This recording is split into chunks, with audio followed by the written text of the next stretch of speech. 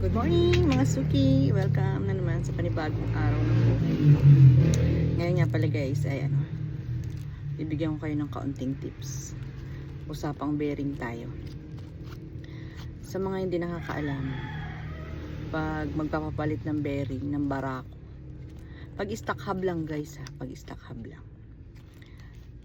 Yung size ng bearing niya sa unahan ay 2.6202. Pag naman sa huli, ang papalitan, kasi ang bearing ng sa huli ay 3.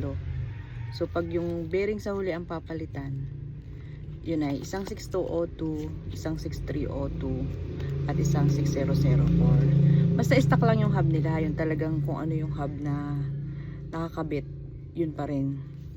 Para sa susunod guys, pag bibili kayo, alam nyo na kung anong size. Pag ang motor nyo ay Barako 175.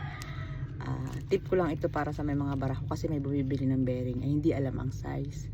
So kaya sabi ko, sige po, alam ko na yung bearing.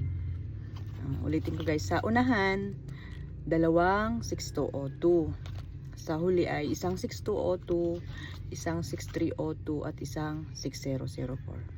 So para ito sa mga barako ng motor. So yun lang muna guys, at sa mga susunod pa magbibigay ulit ako ng mga dagdag kaalaman para sa mga katulad kong may tindahan ng talyer, at pag hindi alam nung bumibili yung size ng bearing nila, ibibigay ko sa inyo guys yung mga tip. Yun lang muna guys for today's video. See you next video.